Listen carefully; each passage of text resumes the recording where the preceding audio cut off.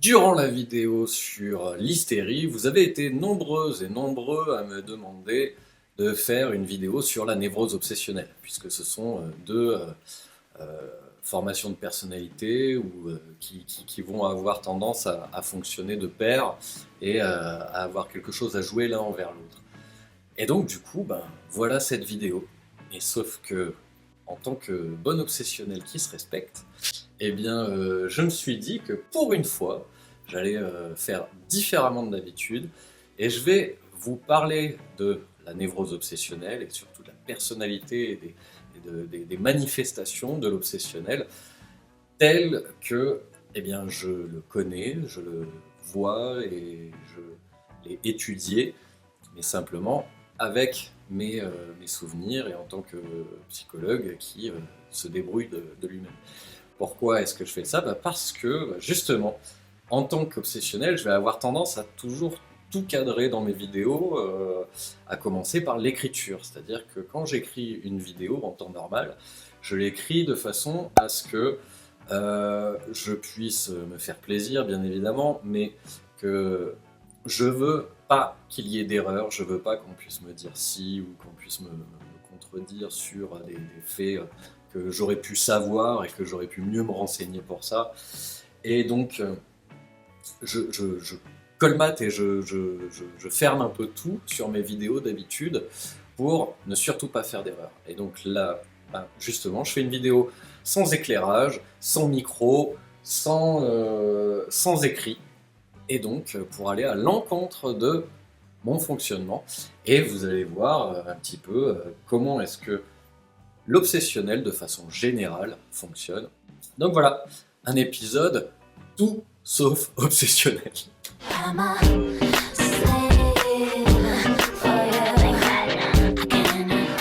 Alors la première chose que je veux aborder, si je dois parler de la névrose obsessionnelle, c'est que, comme son nom l'indique, c'est une névrose. Donc principalement dans la société dans laquelle on vit, on peut considérer ça comme déjà une structure qui va plutôt pas mal, qui est ancrée dans le réel, en tout cas, tant que faire se peut, tant qu'on ne va pas dans le champ du pathologique. Parce que névrose obsessionnelle, ça peut faire très très peur, mais c'est un fonctionnement qui est pas pire que tous les autres. On a tous des traits de caractère, des fonctionnements bien particuliers, des schémas auxquels on se réfère dans notre vie.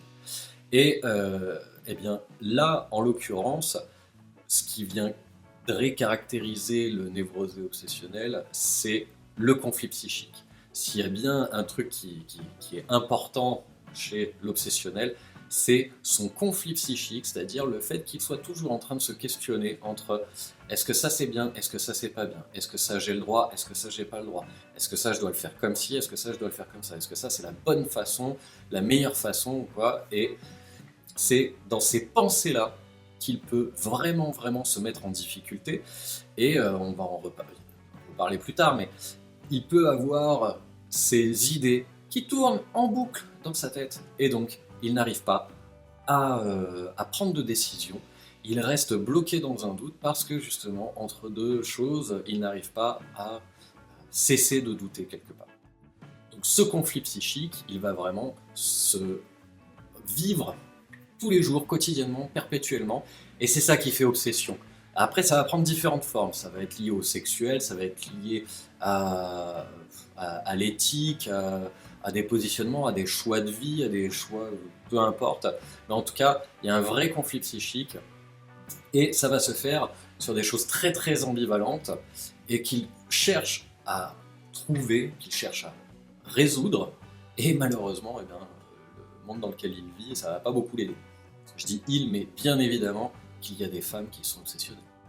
À partir du moment où les pensées deviennent obsédantes et contraignantes, comme on l'a dit, c'est là que c'est ce qu'on appelle des ruminations mentales. Les ruminations mentales, c'est le terme consacré pour tout ce qui va être les pensées qui tournent en boucle et qui sont sans cesse là, et qui parfois permettent pas de pouvoir se concentrer dans l'instant présent. Pour faire face à ces ruminations mentales, en fait, l'obsessionnel, il va avoir tendance à faire des choix drastiques, excessifs, voire un petit peu extrémistes.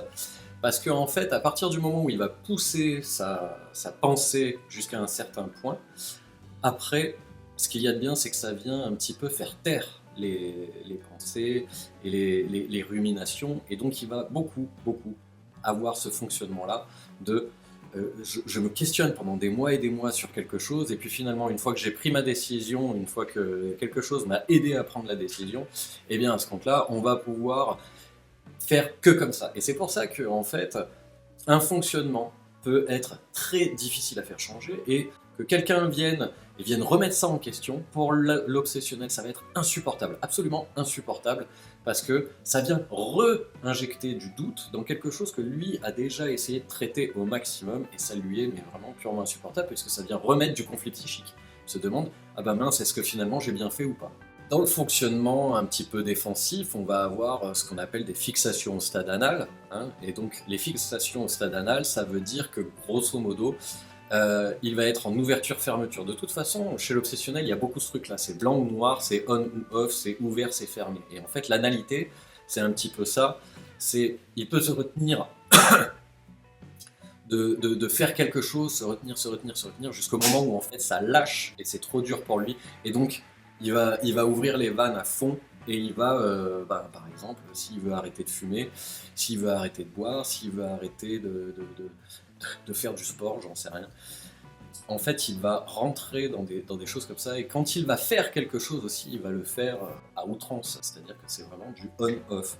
Et ça, c'est très très très caractéristique. Donc ça, c'est une défense avec une fixation anale. Autre chose qu'on va retrouver dans la clinique, c'est vraiment des fonctionnements infantiles qu'on peut donner comme des pensées magiques. Il y a un truc qui est vraiment spécifique, c'est le si, alors il va m'arriver si, Et c'est vraiment typique, et c'est vraiment de la pensée magique, parce que ça n'est pas vrai, ça ne fonctionne pas comme ça. C'est-à-dire, si c'est comme les enfants quand ils disent si je marche bien sur les bandes blanches, il va m'arriver quelque chose de bien. Et ben, l'obsessionnel, il a un petit peu ces pensées magiques défensives lui aussi, qui sont que si je fais tout bien, eh bien, il va m'arriver que des belles choses. Et là, je le dis très vite, mais je pense que je reviendrai dessus après, parce que c'est très important dans ce système de pensée, c'est si je fais tout maintenant, après ma vie, ce sera une bonne vie. C'est-à-dire, si je fais bien mes études, après, ma vie, ce sera génial. Ah, si j'ai ce job, après, ma vie sera géniale. Et on est vraiment dans ce truc-là où l'obsessionnel pense qu'à un moment donné, il pourra comme me l'a dit encore une patiente aujourd'hui, poser ses bagages une bonne fois pour toutes. Et sauf que ça, non, c'est pas vrai. Comme me le disait mon propre psychanalyste, la merde, c'est un petit peu tous les jours. C'est-à-dire que c'est tous les jours qu'on doit aller sur les toilettes et qu'on doit avoir sa petite dose de merde. On peut pas l'évacuer une bonne fois pour toutes, c'est pas possible. Et c'est exactement ça. L'obsessionnel va avoir cette tendance à croire que s'il fait tout bien une bonne fois pour toutes, après il sera libéré à vie. Eh ben non. Parce que ça relève de la pulsion de mort, le fait de croire qu'à un moment donné, eh bien, les conflits vont s'arrêter, les conflits psychiques, la douleur, les émotions négatives, les contraintes. L'obsessionnel déteste la contrainte. Et du coup, eh ben, c'est faux. Donc il faut qu'il fasse le deuil de ce truc-là dans sa thérapie. Donc vous l'avez bien compris, un des mécanismes de défense principalement utilisés par l'obsessionnel, ça va être l'intellectualisation, le fait de surinvestir sa pensée, comme si sa pensée en fait allait le prémunir et lui éviter le prémunir de sensations négatives, d'émotions négatives.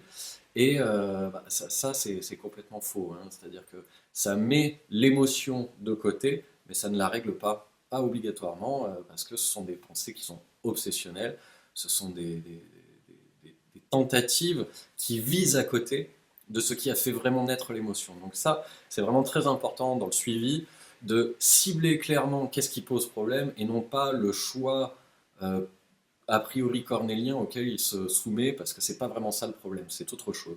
Tout à l'heure, on parlait de l'analité, et ben justement, la formation réactionnelle, c'est quelque chose qui va vraiment être présente chez le névrosé obsessionnel. Et la formation réactionnelle, c'est quoi? C'est par l'exemple typique qu'on a à la fac, en général, les profs, ils nous expliquent que c'est quelqu'un qui va avoir des pulsions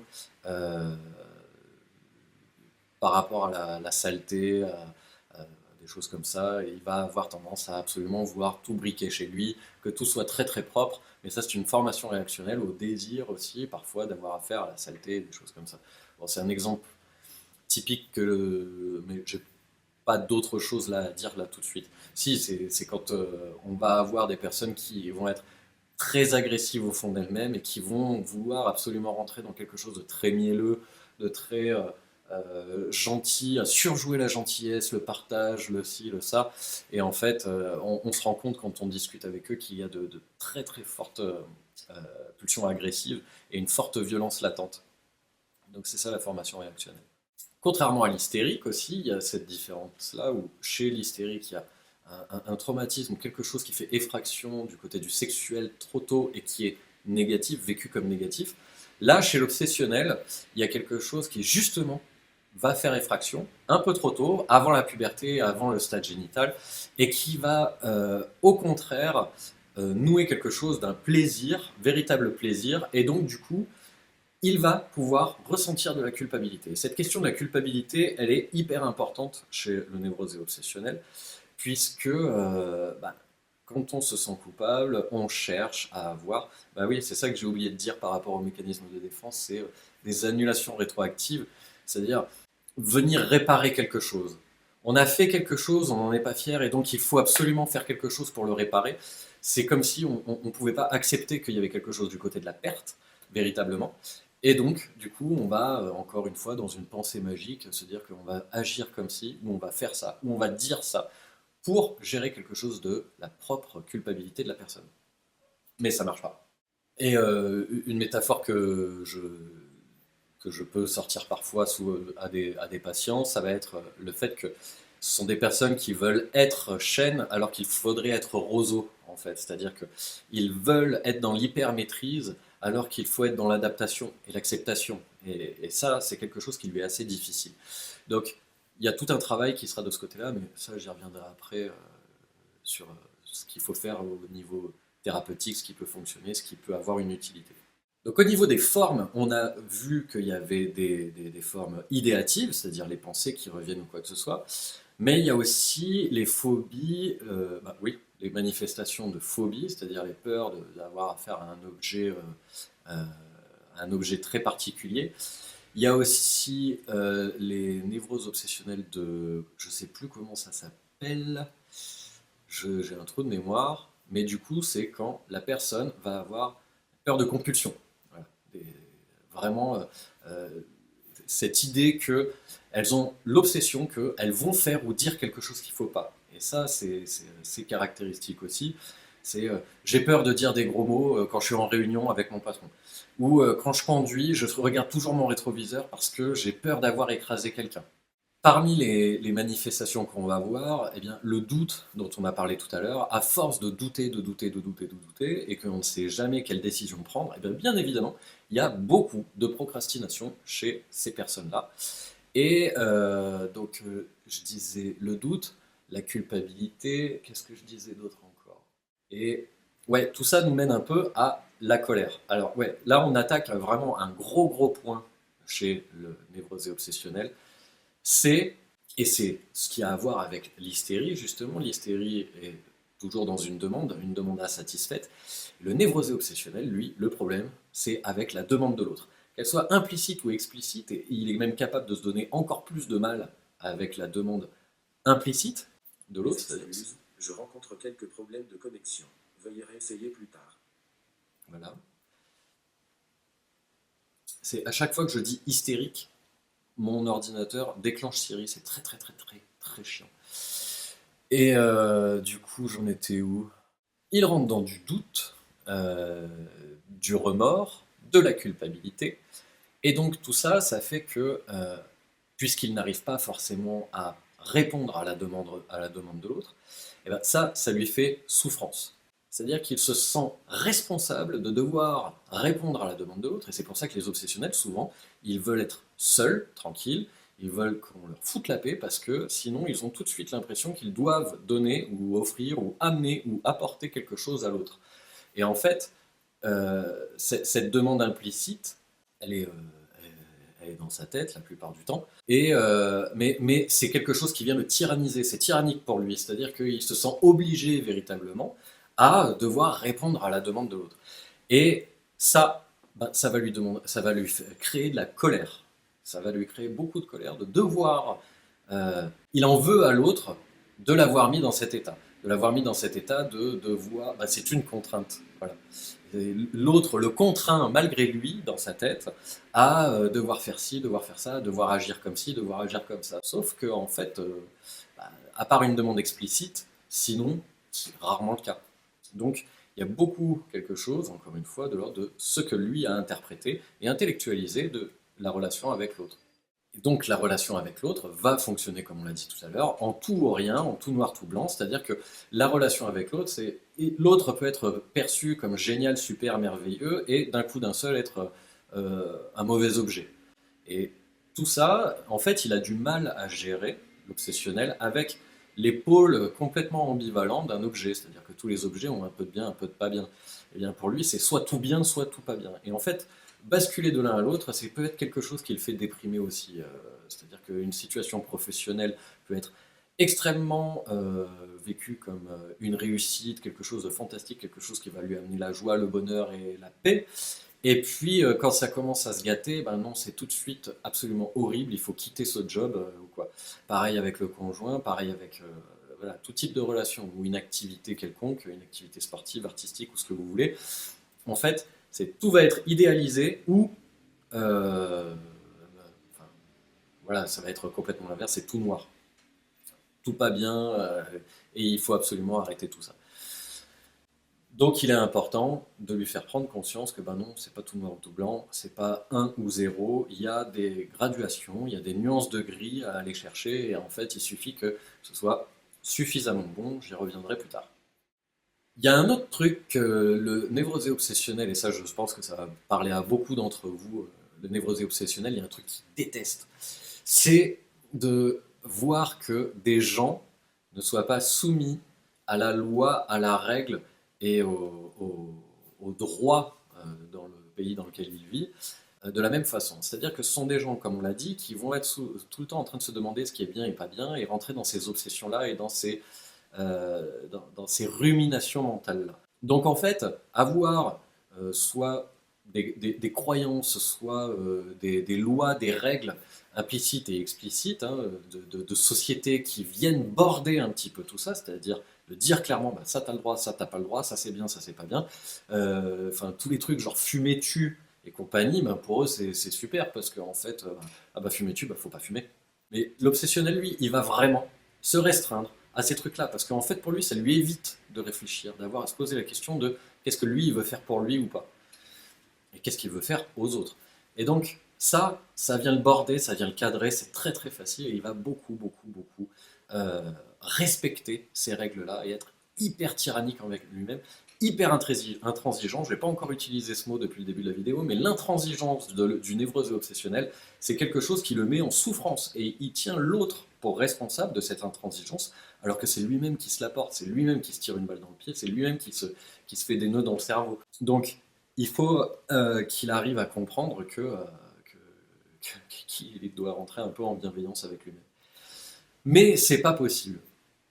Et donc de voir que quelqu'un d'autre transgresse les règles, ne respecte pas les interdits, sort sans son masque, sort plusieurs fois par jour parce que on n'avait pas le droit et tout. Enfin, pendant le confinement, il y a eu beaucoup de manifestations comme ça avec des gens qui vraiment étaient très en colère, très remontés face aux autres.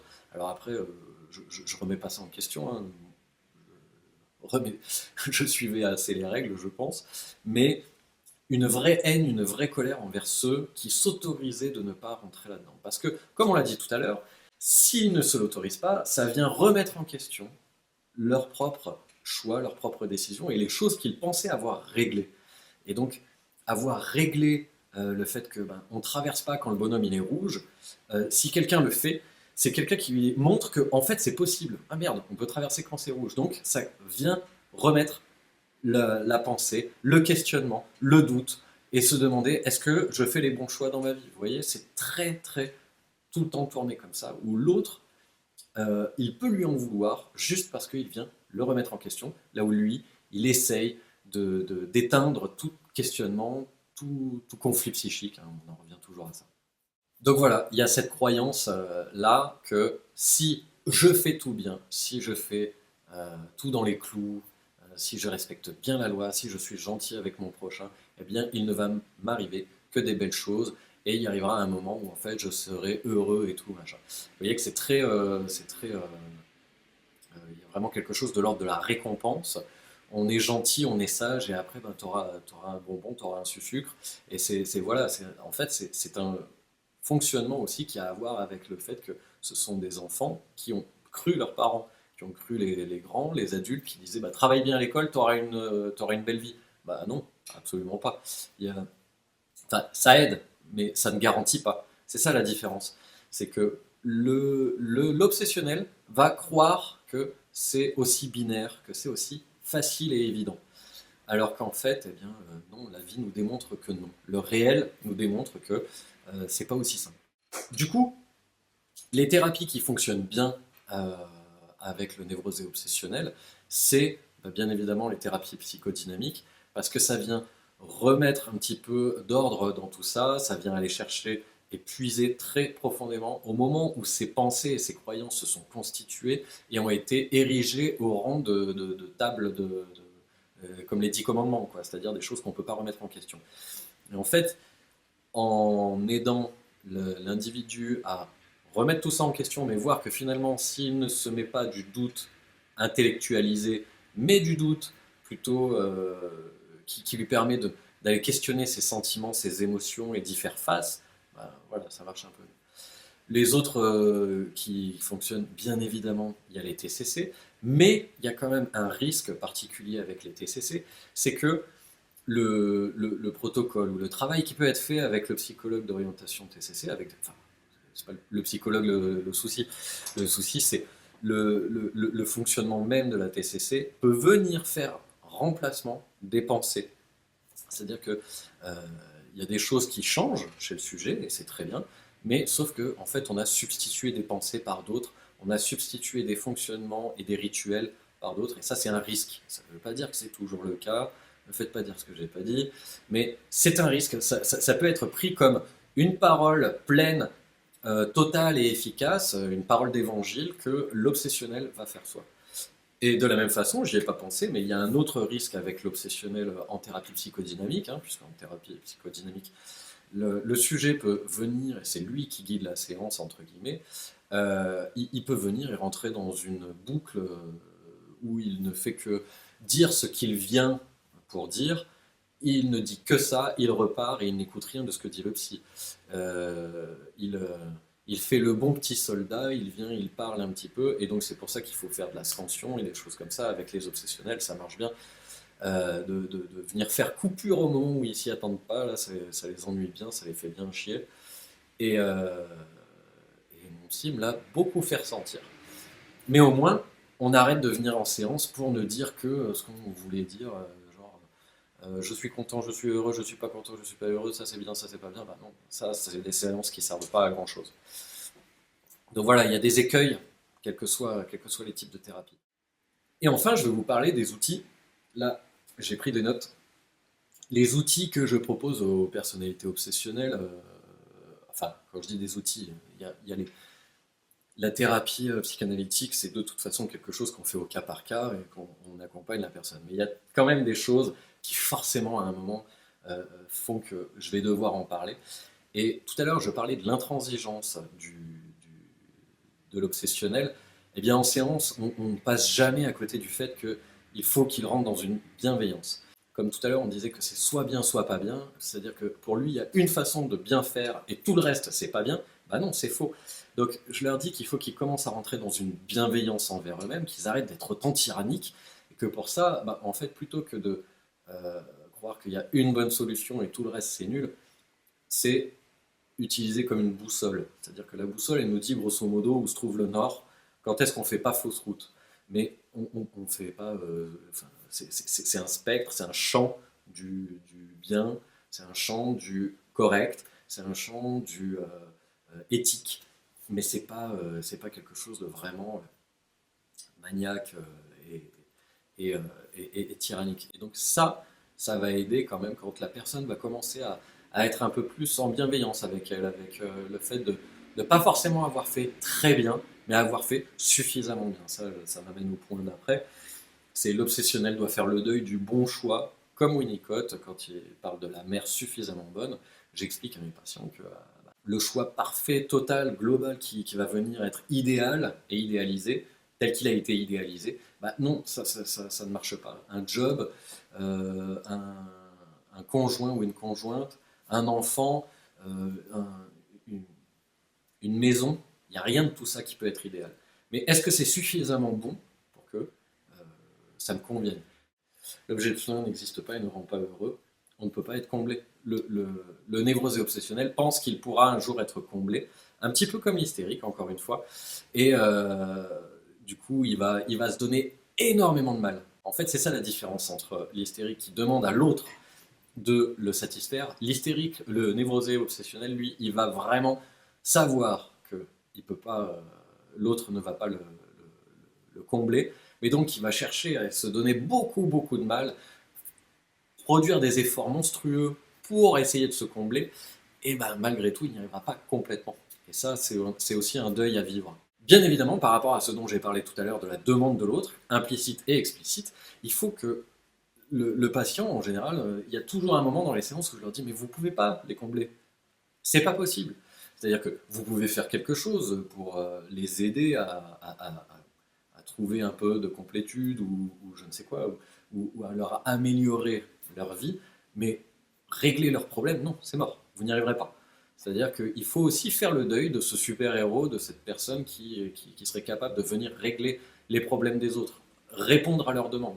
Bah non, on peut faire un pas vers eux, on peut les aider, on peut faire notre part pour ça, mais on ne peut pas venir résoudre leurs problèmes et répondre à toutes leurs demandes. Donc ça, le névrosé obsessionnel, il y a forcément un moment dans la thérapie où il va devoir accepter et intégrer ce truc-là que bah, il doit continuer, comme tout un chacun, à faire des choses pour autrui, pour faciliter la vie des uns des autres. Hein. On est là tous les uns les autres pour ça, se faciliter un petit peu les choses, mais pas euh, annihiler tous les problèmes et résoudre toutes les questions. C'est pas possible. Donc on en vient bien évidemment au point presque le plus important chez le névrosé obsessionnel, qui est qu'il faut qu'il cesse de croire au fait que s'il fait tout bien, il va avoir la belle vie. Si je fais ci, alors je serai heureux, comblé et j'aurai la vie idéale et tout, comme disait ma patiente de ce midi. Je vais pouvoir poser mes valises définitivement. Bah non, non, les valises elles seront jamais définitivement posées. Faire le deuil de ce truc-là. En fait, il y a beaucoup de deuil à faire chez le névrosé obsessionnel, et c'est aussi ce que je constate qui fait sens et qui donne un bon coup de main au sujet que je reçois.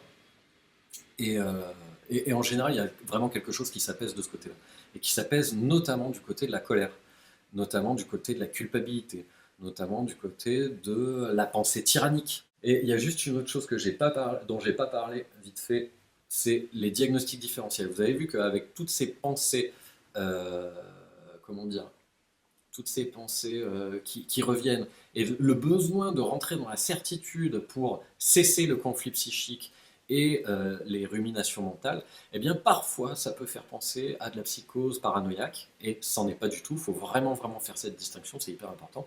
Donc ça n'est pas de la psychose paranoïaque. Parfois, bah, bien évidemment, ça peut faire penser à de l'hystérie, puisqu'il y a des choses qui se touchent entre l'hystérie et la névrose. Et parfois, le névrosé peut, au moment où il lâche, avoir des apparats un petit peu d'hystérie. Et enfin, parfois, ça peut faire penser à des troubles du spectre autistique, des Asperger ou des autismes plus canaires. Et ce qui me fait dire ça, c'est les rituels et le fait de cadenasser un petit peu le réel. Et ça, quand je travaillais en IME pour enfants autistes, c'est des questions qu'on se posait beaucoup avec ma collègue neuropsychologue parce que justement, en fait, on ne savait pas toujours mettre le curseur quand on avait un enfant autiste qui commençait à rentrer dans des rituels.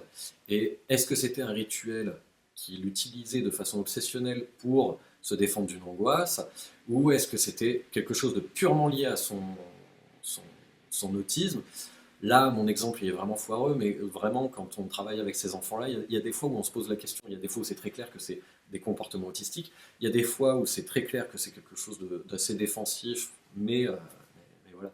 Il y a des moments où, chez un Asperger, il est vraiment difficile de voir si c'est une obsessionnalisation ou si c'est l'autisme Asperger, quoi. Donc, attention de ne pas se planter là-dessus. Je vais terminer là-dessus. Donc ce nouveau numéro de Va te faire suivre est maintenant terminé. J'espère qu'il ne va pas être trop long et tout. Je vais essayer de le monter de façon à ce qu'il soit pas trop pourri. Je ne sais pas ce que vous en avez pensé du fait que ce soit pas écrit et que je vous parle comme si j'étais à côté de vous. Ah ben, ce qui manque là, c'est une pinte de bière ou alors un café. J'en sais rien de ce que vous préférez. Mais c'est le genre de discussion qu'on pourrait avoir et qui pourrait me passionner si on était avec une bière, quoi. Ouais, c'est ça. Et du coup, vous pouvez aider la chaîne de deux façons. N'oubliez pas que je compte que sur vous pour partager les vidéos, mettre des likes, mettre des commentaires. Dites-moi si vous voulez que je traite un sujet en particulier. La prochaine vidéo qui doit arriver là dans 15 jours, ça va être, je suppose, l'analyse de Eternal Sunshine of the Spotless Mind, puisque c'est Eternal Sunshine of the Spotless Mind qui a reçu le plus de votes.